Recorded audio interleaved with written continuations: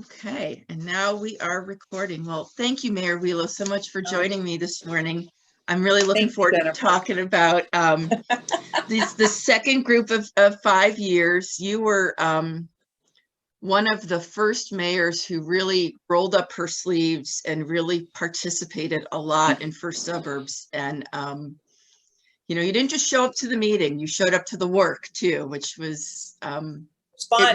It changed the trajectory of the organization. I mean, you set this great standard of what a mayor in the leadership role could do, and really wanted to talk about that today.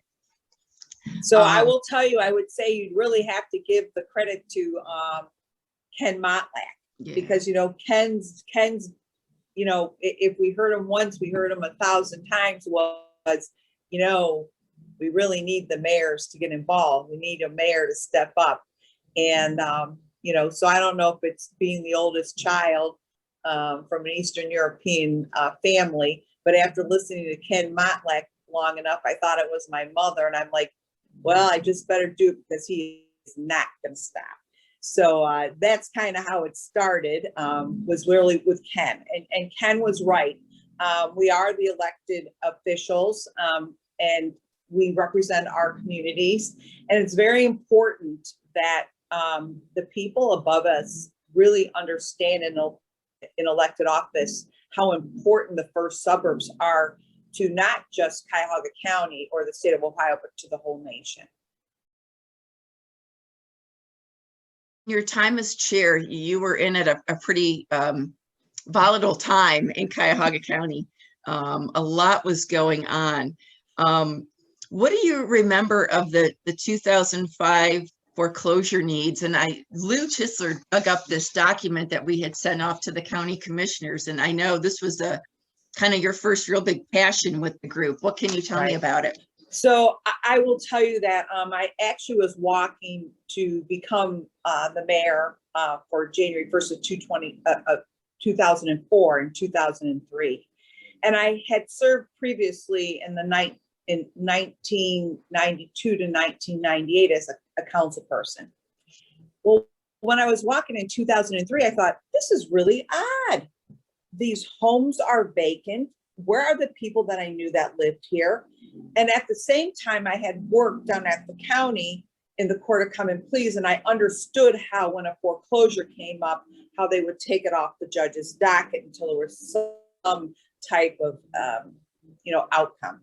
So I didn't realize that I was in the perfect position of seeing, you know, the courts and seeing what was happening in the neighborhoods. Well, by 2005, we just had neighbors calling. We started talking, Ed Kelly, Dan Prochuk, and let's see who else.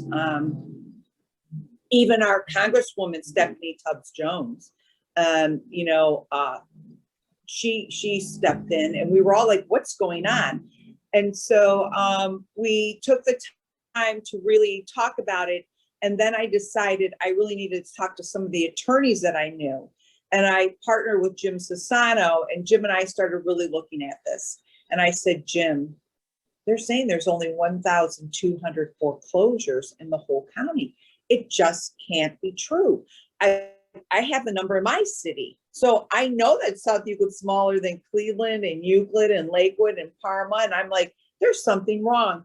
So I went to Judge Richard McMonagle, who, you know, met with me, and we talked, and he said, well, I don't know, you know, and so he started looking into it. And then I decided to pull a Ken Motlach, and I said to Tom Longo, who was, I think, the actual chair at the time, maybe, or maybe of mayors and managers, I can't remember, but I said, oh, it might have been mayors and managers. Yeah. I said, Tom, I said, I'm getting the first suburb mayors.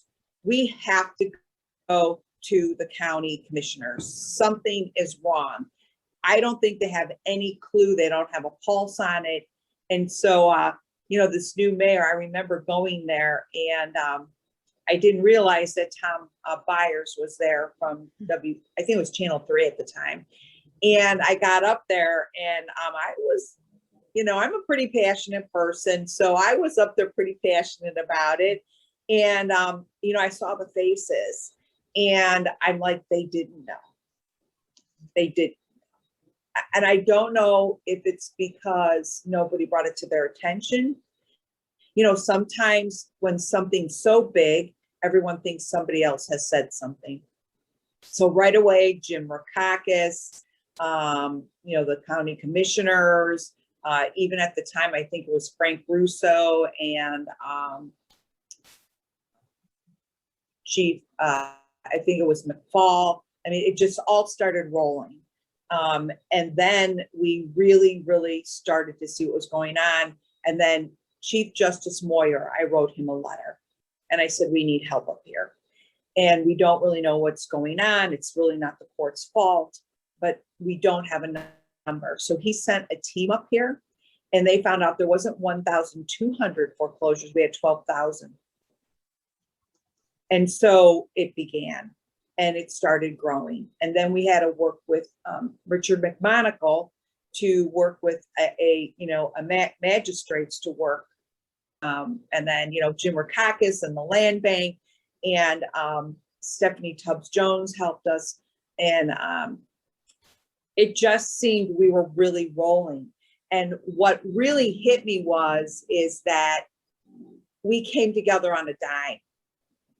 I can't tell you that there wasn't some rough edges, and you know, sometimes I felt like I was Burl Rothschild in high heels clomping in somewhere, because you know Burl was, and I thought, oh, I'm taking over Burl's role from University Heights. And what I realized is that they needed somebody to champion this. They needed a face, they need an elected official, because this is something that was awful. We didn't know a lot about it. We didn't really understand the banks, the lending. And from that, I think we morphed into this very comprehensive group of elected officials and staff, Jennifer, you know, because many of the, at the time you're working in Cleveland Heights, we had to work together.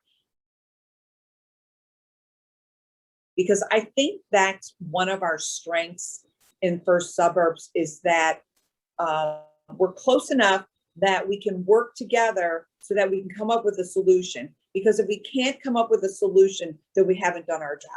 And I really feel that, you know, I'm very data driven, very results driven. And I think that kind of is something that we see across the board for the First Suburbs. And I think that overall, we probably should get one of those presidential medals, the First Suburbs of Northeast Ohio. Well, and I think you're right. And I like the way you described that, because, you know, I have mayors that have, you know, left their positions and come back to me and said, I always felt like we got so much done. And I think it's a different breed of mayor. It's a very dedicated mayor that's really willing to come together with others and roll up their sleeves. You know, this is it's just a different group of leadership that we get to work with, you know? And I think it's because of the issues. And, you know, and I think the other thing that I think I really worked hard on was to work with Frank Jackson. Mayor Jackson was very supportive of the First Suburbs. He showed it with the water agreement. He showed it even with Docwick. I think Mayor Jackson, I remember distinctly him calling me, and, you know, and I shouldn't admit this, but I did answer the cell phone. And back then it wasn't where you could pick up, you know, there's no handset. And I just hit the button and it was on my console, and it was Mayor Jackson, because I saw Mayor Jackson. And he said, I have this idea to help with the water infrastructure. And I had just spent $2.2 million on 2 roads that had a major burst. And I honest to gosh, we talked for a while, and he said, and you know, he has that like little slight smile. I could see it while I was driving. He said, like, now Mayor, it's up to you now to sell this and to do your kind of like do your job. Mm-hmm. And so I really enjoyed working with Mayor Jackson. I think Mayor Jackson really understood what we were trying to do, and to help the core city. We were very supportive of the core city because how the core city goes for suburbs goes.